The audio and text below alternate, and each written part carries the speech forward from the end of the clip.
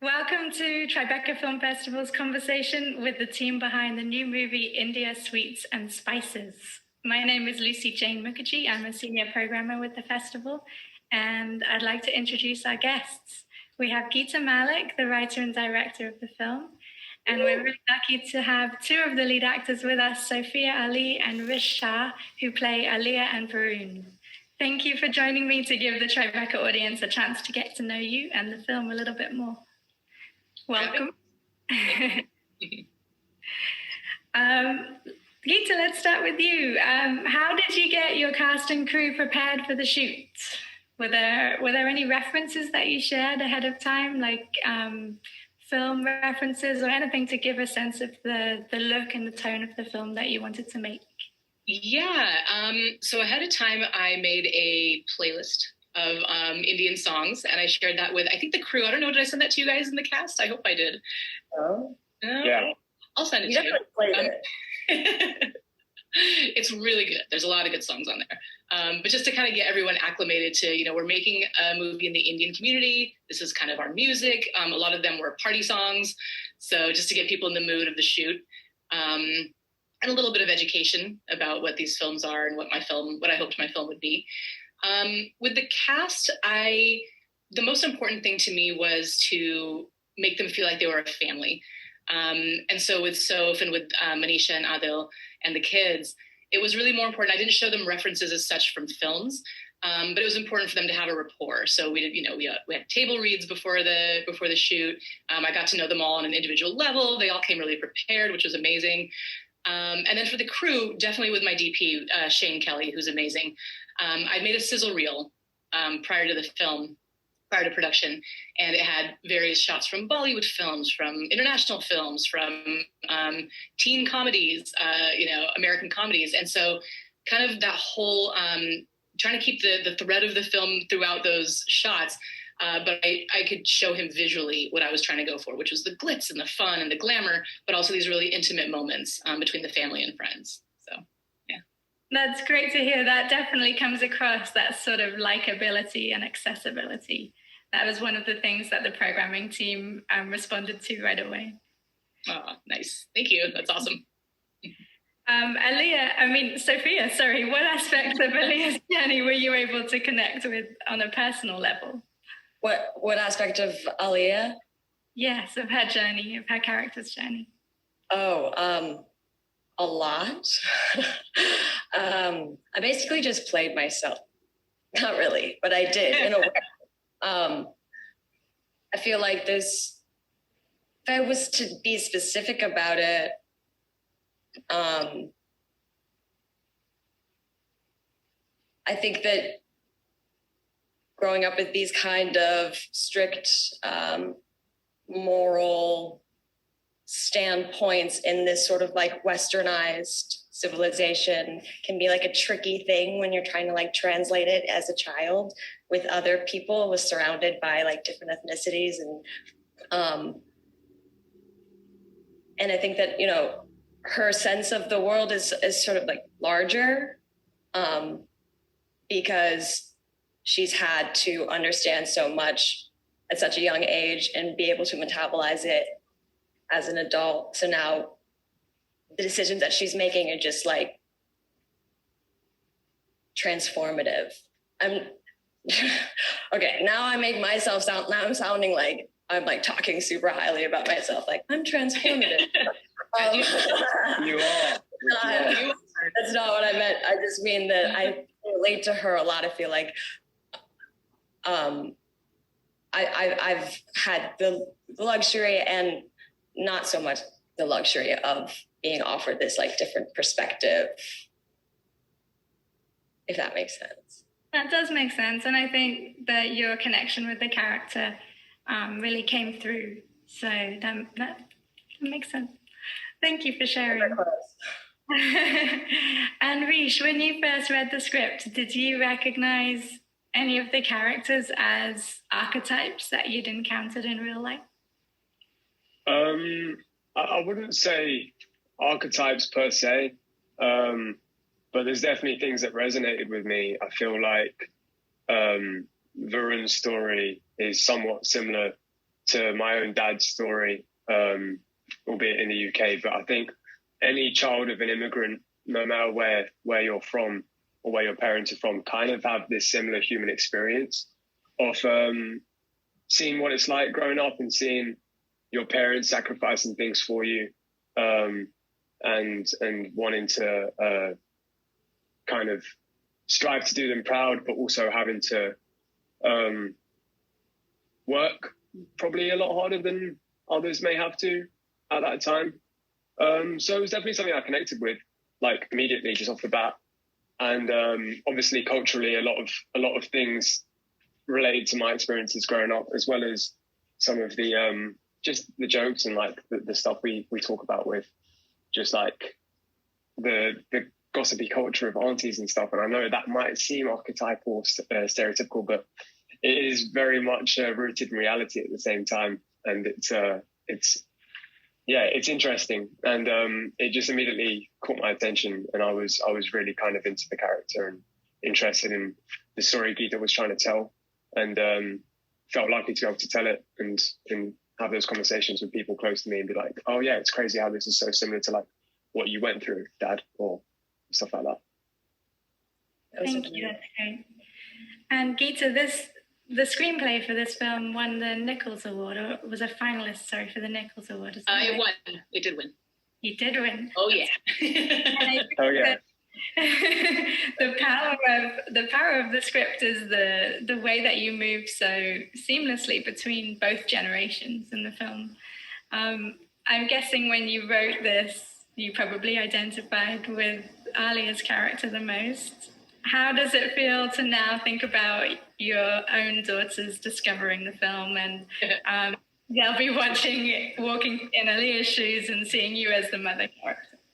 Yeah, I mean, that's very true. When I first started writing it, I didn't have kids at the time. Very, very early drafts, I definitely related a lot more to Alia and to how she was growing up and what she was seeing around her. And then in between millions and millions of drafts of the script, I had my two daughters, and I definitely started to relate a lot more to the mom, to Sheila, because Sheila had this entire life that the kids had no idea about. And I'm sure that's going to be the case with me too. I have some time. My daughters are young, which is great. I have some time to prepare them for what they might see.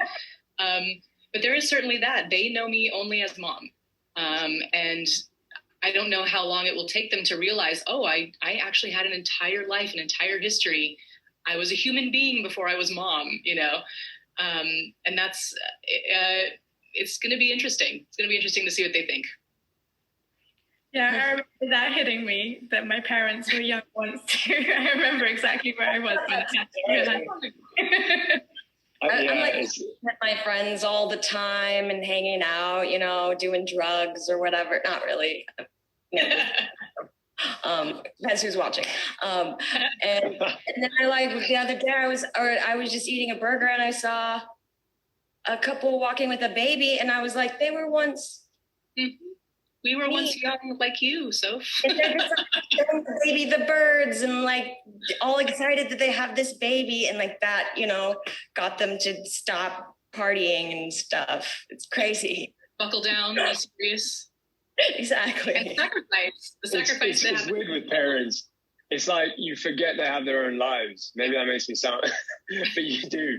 You just expect them to be mom and dad. It's the same with teachers at school. I always used to think that about teachers. I'd see them outside school and be like, oh yeah, like you exist outside of here.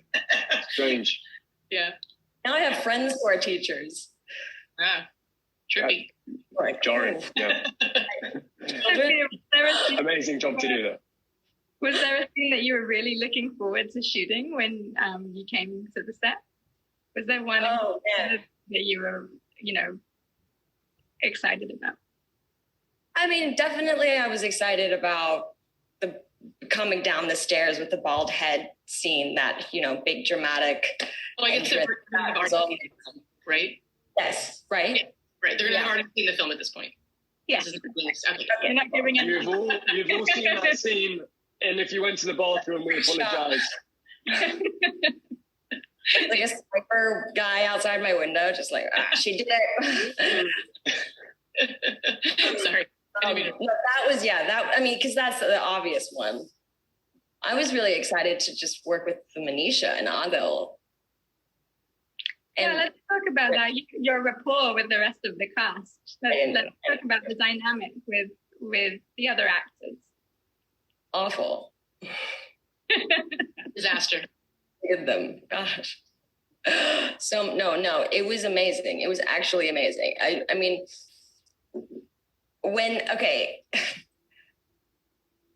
not to make like everything about race, but it kind of is.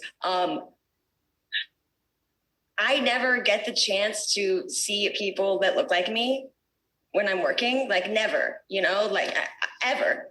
It's like, yeah, I'm just here alone representing myself. Cool. Party of one over here, and like this camaraderie and the support and lifting each other up and like just sort of understanding. We all kind of we were from different places, but we still just got it. We got the same kind of thing. And it was so lovely. We felt like a family. It was so nice. Yeah. I mean, that what's just to like add on to that. It was my first time on a movie set at all. So really? I think like I was very lucky to come into something like that because it is just set like this bar and this standard for me. So it's just interesting to hear like how Sophia has been like obviously doing this for such a long time and like fighting that fight in a way as well. But then to come into this and like for me to walk into it and see the standard and a female like a female story and a female lead and a female writer and film director, both in one in this case. And yeah, like amazing female representation as well as like diversity amongst the cast and crew. Which is crazy because I've then gone on to do other work on sets and been like, oh, it's not always like that. And I was really lucky, which I didn't, at the time I just thought it was the norm. Right, that makes this experience feel even more special, I'm sure. And can I also just add like huge plot, like great work, Geeta and producers all, because talk about opportunity, right? As an actor, you're sort of sitting around waiting for your next opportunity. And then like eventually, you don't know, you might become uninterested and give up, who knows, but like when you book something, then it sort of ignites that spark in you, it reignites that passion and you want to keep going. It doesn't really matter what size the role is or anything like that, And so to have this movie filled with Indian actors is like, it doesn't matter even after it was already made and it got the opportunity, it gave this opportunity. Now, all of these guys are just like, yeah, I'm going to keep doing. And that's what we want, So like, even like everything that it does after is just a bonus to what is already done. Well said. Yeah. I'm very excited for the world to discover the film after this, after the Tribeca premiere. Very excited. I'm always thinking about directors and how little time they actually get to spend directing. How did it feel to be back on set again? Can you walk us through your personal experience and how that evolved from day one to the last day of the shoot? Yeah. Oh, it's my favorite thing. It was amazing to be back on set. It felt very natural, which was great. I mean, it was so much fun doing the prep. I love the crew. I love the cast. I mean, this is genuine stuff here where, what Rish and Sophia are saying, it's like, this was a very special movie in so many ways to me, but also because of the people I was surrounded with. So getting back on set, it felt like a celebration. And I think, as far as evolution as a director, and I did get to direct a lot, but you're right, there's so much that goes into prep and choosing the props and, helping with whatever. There's just so much that, the actual shoot is sort of the tip of the iceberg, I guess. But I think at the beginning, I was very, I wanted to make sure I did everything right. I had my shot lists, I had my diagrams, I had my scene of the day all lined out like they taught me in film school. I was very like a good student. And I think, as I got more and more comfortable on set and, I got to know the actors and I got to know the crew and we just had this really warm rapport and everyone felt like we were all making the same movie, which is also really amazing. there was this real camaraderie. And so I think towards the end, I felt, that trust just builds. So towards the end, I think I was a lot more relaxed. I don't think, I glanced at my scenes. I knew what I was supposed to be doing for the day. I still did my homework. But it felt very, I was able to hold the film in my head a little bit more than I did at the beginning, where I was like, okay, I'm not quite sure what to expect. By the end, it felt very comfortable. So that was really nice. That's really good to hear. I love that. I have a question now for everyone. I'm curious what the ending of the film means to each of you.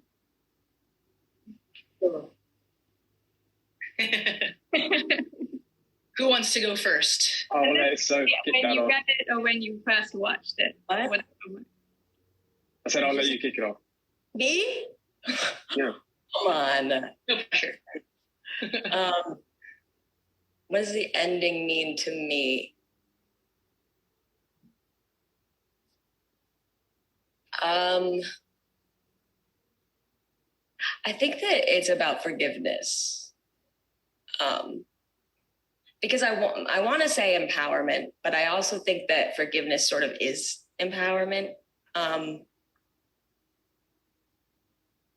There's so many things that we don't want people to know because we're afraid of whatever. And it's just such a good example of how everything becomes better, relationships become stronger when you are honest and vulnerable and then forgive. Yeah, absolutely. Geeta, Rish? Yeah. Rish, do you want to go next? Sure. For me, I think it's similar, but I think it's about just not conforming.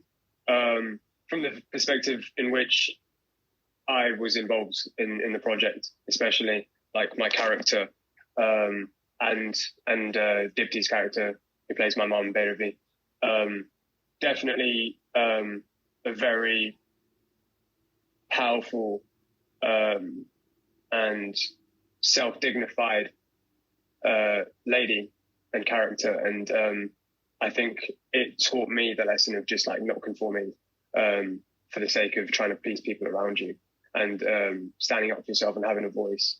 And I hope that that's also something that other people take away from the film in the same way that I did. Not me. I conform all day long. Yeah, clearly.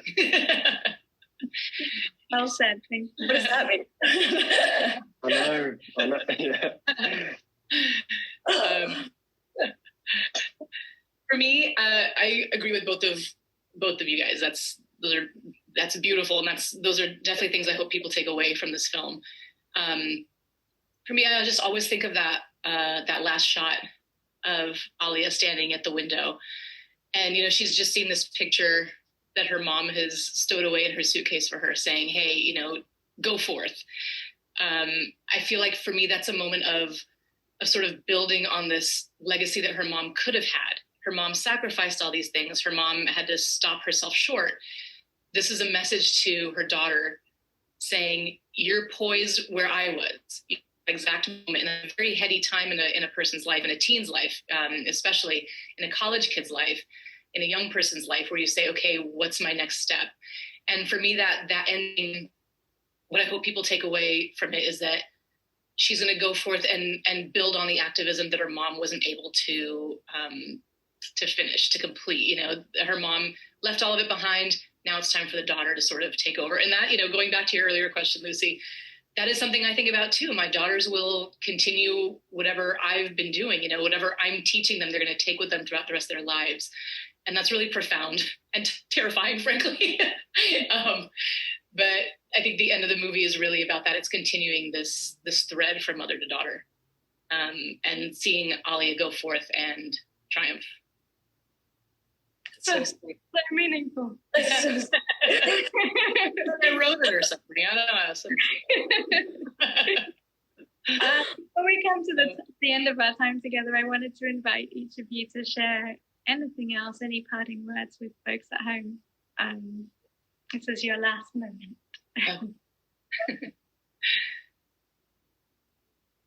I'll say something real quick. Just so thankful to Tribeca and to Lucy and the whole team for having us. It's been such a long labor of love for me, especially. Been writing this forever, trying to get it made forever. It's really, really special to be here in this moment, and really grateful to the cast and crew. I mean, and they couldn't have asked for a better experience. So that's my takeaway. And Sophia and Rish, let us know where we can see you next. Can you tell us anything about where you'll be appearing on screen? Oh, this guy. I'm trying to follow Soph's footsteps and do some cool work. So yeah, I mean, before I say that, I've called Geeta numerous times on the verge of tears, thanking her for the opportunity to be a part of her project, her amazing project, which is probably the reason that I'm even able to say, that I'm working in this industry. So I'm eternally grateful for this movie and the amazing cast and crew that I got to have this experience with. And no, seriously. So it's I'm very, very, very, very excited and very humbled for this project and for their kind of faith in me. And now I'm working on Miss Marvel, which is exciting. That's a new show on Disney Plus, and I'll be doing another Netflix film when I wrap on this, which is later on. Amazing, thank you. And Sophia? I'm shooting the second season of my show The Wilds on Amazon Prime right now in Australia. Good old Australia. It's really nice and sunny over here. And I'll have a movie coming out called Uncharted with Tom Holland and Mark Wahlberg February. Very good. Amazing. Amazing. I feel like so amazing. Worlds are about to change, all three of you. I wish you all the best, and I'm looking forward to seeing the buzz around this film build as everyone watches during the festival. Folks at home, please be sure to tell your friends about India's Sweets and Spices.